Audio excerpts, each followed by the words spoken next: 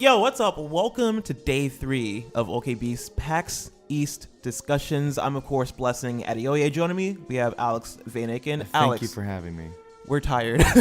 My voice is gone, so if I just in the middle of this video, that is why. Yeah. We were at a party on a boat last night. This is crazy for an Adult Swim game, and I have no idea what the game is. Yeah. I think it's called Duck Game. Duck Game. It looked cool. It looked like cool. Tower Fall Ascension. It's Tower Fall Ascension with ducks. And so look up Adult Swim if you're can't be interested mad in at that. that. Not at all. So our voices are leaving, but you know what? We're here. Yes. The games. The games. The video games. The games are here. We have quite a few to talk about because we've been playing them all weekend. I'm going to start off with, let me check my list right here.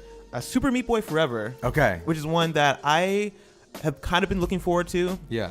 It's if you played the first Super Meat Boy, it's a difficult platformer, very quick, goes at a rapid pace, sort of short levels. Yeah. Super Meat Boy Forever is kind of the same game except the levels are somewhat procedurally generated. Okay. I played it for about 20-25 minutes, and I enjoyed what it is.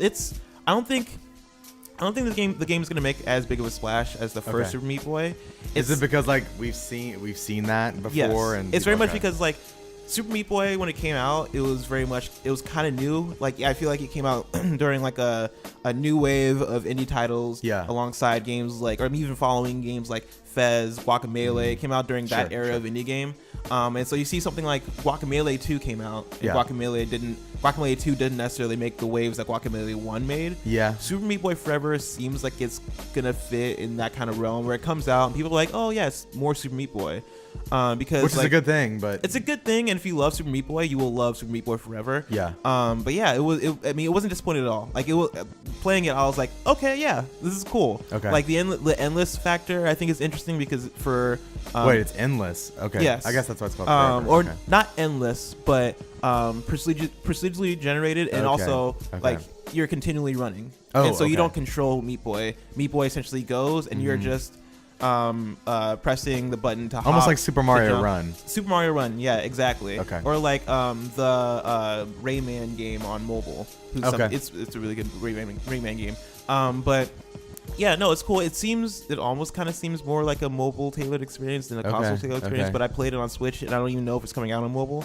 I feel like this opens them up to a new market. Yeah. I feel like that mechanic in and of itself makes it way more friendly for mobile. It's way more friendly for help them out. players in general, and that's something that the dev said when I was talking to him about the game. He was like, yeah, like this will help the game appeal to more people, make it more accessible for people. But it also has the depth and kind of the difficulty a bit of Super Meat Boy. Okay. Yeah. And also that like pick up and play like replayability of it. And so yeah, if you like Super Meat Boy, you'll like Super Meat Boy Forever. Okay. But awesome. Yeah, I don't know how much bigger of a step it is, but it's fun. And Yeah. so yeah, there it is. What's your first game that you want to talk about? So I actually wanted to talk about this game yesterday, but I wanted to go back and play more before I did. It's a game called Splitgate Arena Warfare, and it might be, I know it's people who listen to the OKB's podcast or maybe even watch this YouTube channel understand that I love first-person shooter games and I love competitive games. And so... You like Halo. I like Halo. And... I like puzzles too, and this game has both essentially. So it is in its purest form. It is a Halo game. So there's even the map we played on for several rounds was very literally a clone of a Halo map called, I believe, Sanctuary. But they kind of embrace. I feel like they embrace it. It's the devs' history. It seems like they were all rocking esports jerseys and stuff. Like, seems like everybody who's working on that game is kind of embracing that culture. Yeah. And I think that they are so experienced in it that they are kind of able to make a game that is fun for hardcore gamers, I think. But I think the novelty of there being Portal style portals that you can open up so kind of opens it up to other people. That's like the whole gimmick, right? It's Portal plus Halo. Yes, and so like you're shooting and stuff, and there's like surfaces you can throw portals on, and you'll go through them. And at first, like when I first started playing, I was like, oh man, like I don't really know how to wrap my mind around this. But then I got a couple plays with those portals that made me go like, oh snap, like I can very well see myself getting into this. For sure, it's really cool. I think like there are opportunities for a lot of like big brain plays. Yeah. That when you pull one off, it feels incredible. Like, I think there are some issues with the portals at times. Like, so essentially the way that you throw a portal down is there are these blue grids all across the map. They're almost like, think of it like a texture on a wall. Yeah. And certain walls you can attach portals to, and others you can't. And so, but a wall could be 10 feet high, and if you accidentally throw a portal too high, then you have to like, there's no like a vaulting mechanic, and so it can be hard to jump into that portal if you throw it a little too high. I think that might be part of what they want you to do, is like make sure you're precise. But I think having like maybe a little like vacuum of sorts, like if you get close enough to it, like just to help you, assist you in getting through that portal to make it feel a little more smoother. But I will say, like, just I think the level design and where they have the portals, the options for portals. We played on a map yesterday, the one that you and I played on. It was like this wooden, almost like a lodge. It seemed like a wooden lodge of sorts. Yeah, like, something like that. It was an interesting map. But at the bottom of the map, if you jump off of the map, there are pads down there. And so you can throw a portal down below the map and throw a portal like on a wall, and you jump off, and that momentum, if you go through the portal, it launches you out the other end. And like you can kind of fly across the map that way. So very cool. It's probably like one of my favorite games I played at the show this year. So I think it comes out. They said there's betas in a few weekends from now on Steam. Is it PC only? I think it's PC, but it's coming to consoles too. Gotcha. So awesome. Yeah, a couple months from now, I think they're trying to release. So nice. Yeah. So that was one of your favorite games. One of my favorite games I played at PAX has been Dangerous Driving. Okay. Played it yesterday. I tried to. But you didn't though. Yeah, I waited in line, and then another media person had an appointment. So gotcha. Yeah. Dangerous Driving is literally just Burnout 3. Yeah. Burnout 3 is one of my favorite games ever. The game's a 10 out of 10, like perfect, immaculate game, and I'm absolutely in love with Burnout 3. Okay. I was standing in line for Dangerous Driving because everybody was saying like, oh yeah, it's a Burnout game from the people behind Burnout, and I was like, okay, cool, let's see what it is. And while standing in line, I was like watching gameplay for it, and I was like, this is literally just Burnout 3. They took all the elements from Burnout 3 and just put it into a game. Like, it is copy, like left or right click, copy, or like Control C, Control V. Like they copy and pasted Burnout 3. The font is which Burnout you 3. love. You're very thankful for. I'm very thankful for it. It's almost egregious. It's almost like y'all are gonna get sued. Like, that's where I'm coming from. Really? I think they could, because legit, the font is Burnout 3. The colors of the font is Burnout 3. Like, all of the things that pop up on the screen when you're like, they have like a certain vocabulary, like shunt is like when you like hit somebody on the back of the car, right? I don't know if they call them takedowns. I'm pretty sure they call them takedowns in this game, like they do in Burnout 3. Takedown. Takedown is literally the name of Burnout 3, and they have it in this game. They have the aftertouch, where like after you crash, if you hold the right bumper, or it might be left bumper, if you hold one of the bumpers, you can kind of control where your car kind of crashes into in slow motion for single player. Yeah. That's something for Burnout 3 they have in this game. And yeah, like, it's just Burnout 3. The thing I will say about this game, because I enjoyed myself playing it, because I was like, oh man, this is just give me all the feelings of the game I loved. The thing I will say is that Burnout 3 seemed way more polished than this game. This game, you can kind of tell it's from a smaller developer. Some of the way it feels in the controls doesn't necessarily have that same weight to it that I feel like Burnout has. The cars kind of feel kind of light. When I was like turning left or right, the turns felt like very like sharp, like sharper than you want them to feel. Like, you kind of want that resistance of like, oh yeah, I want to turn, but I don't know if I'm gonna make this turn because like I turned too late. You felt almost too much in control in the cars in this game. So there was that. There was like some of the debris kind of felt like it lacked the weight, especially during the crashes. A lot of the crashes didn't have the same weight and the same kind of like craziness that you got with the Burnout crashes. The crashes that I got into in this game were like, I don't know, it felt more gamey. But aside from that, like, the game seems cool. I'm probably gonna pick it up. I don't know if it's gonna be like a smash hit, no pun intended. But I think for people who are looking for this type of game, I think it'll be out there for you to pick up and enjoy. Is it coming out soon? Because they had around the booth, they had like box art. Like, cover like boxes. Like boxes, I'm positive is coming out in 2019. Okay. I think they might have a month, but I'm not sure. Okay. But it's a 2019 game for sure. Okay, cool. What else have you played? I played one other game called Foregone. So this was not on the show floor. Okay. This was I met the publishers is Big Blue Bubble. I met with them in the lobby of the West End, and we sat down. We played the game. It is 8 months old. It's an 8-month-old game. So Okay. I played an 8-month-old game. They're trying to hit Steam Early Access later this year. I asked them about Epic Game Store. They said essentially it was so new they are just weighing all the options. But yeah, it is a Dead Cells like game. Oh man. It is an action game with platforming elements. You have a gun in this game. So your Nice. Y is a gun. B is, or I believe B is like a dash. Okay. And then you have a jump and a double jump, and you combine all of those things together. So you can jump, dash, jump, dash, like, and you're fighting enemies that are.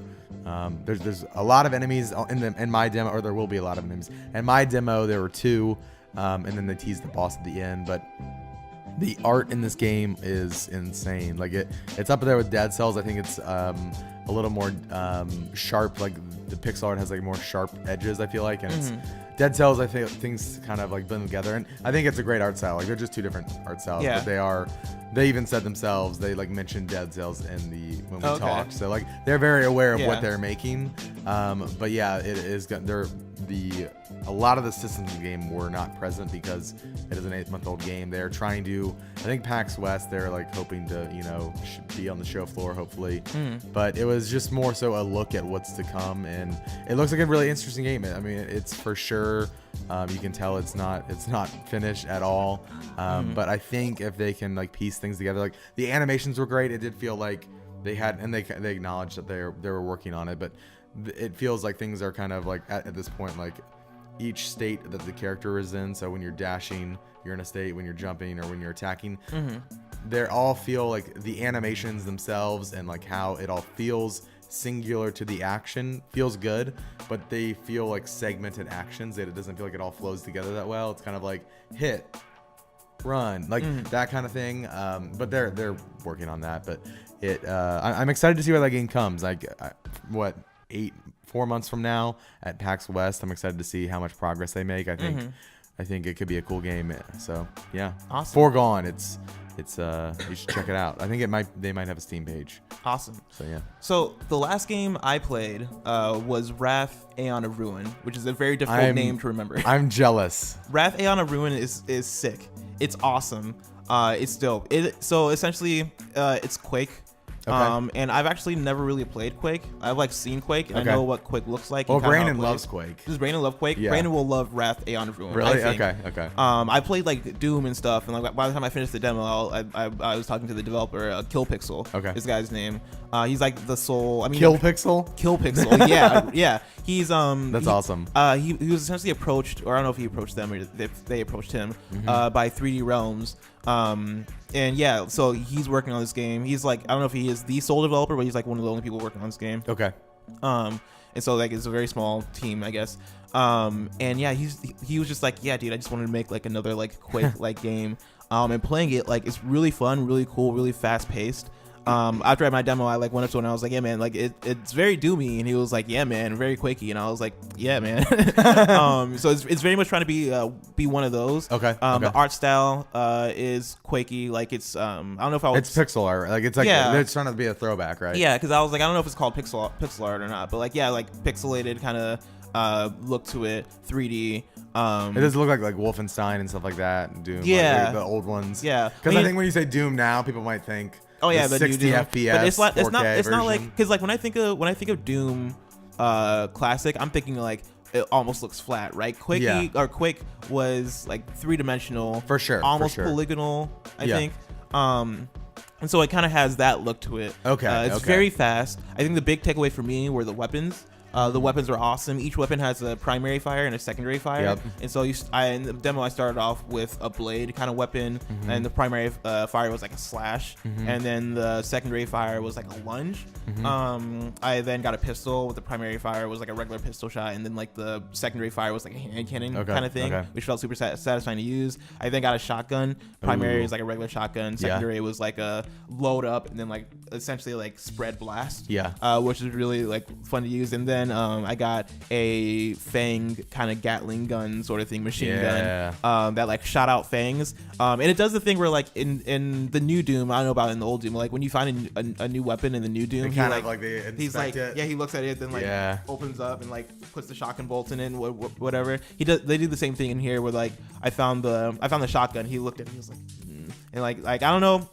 I don't think there's any like dialogue or anything in the game. I don't think your character has a voice. I asked about story, and he was like, "Yeah, we're not trying to like say anything about story." It seems like gameplay is definitely the focus, and story is not the focus at all. But the way Killpixel kind of talked about it, he kind of implied that there were like story elements that are kind of hidden beneath the surface, and so it's one of those games like where environmental stories. Exactly. It's like one of those things where it's like, okay, the story is more so about like the experience of playing the game, almost in, like playing like Doom 2016, for example, right? Like you go certain places in that game, and it's like you're not the narrative isn't necessarily the focus, but like where you go is kind of cool. Like you go to places and you're like, oh snap, I'm here because of whatever reason. And I get the vibe that this game is probably gonna be a similar thing where you're like, oh, I'm in this place because of this, this, and this, and like this demon it encountered this thing and it turned into this. I don't know.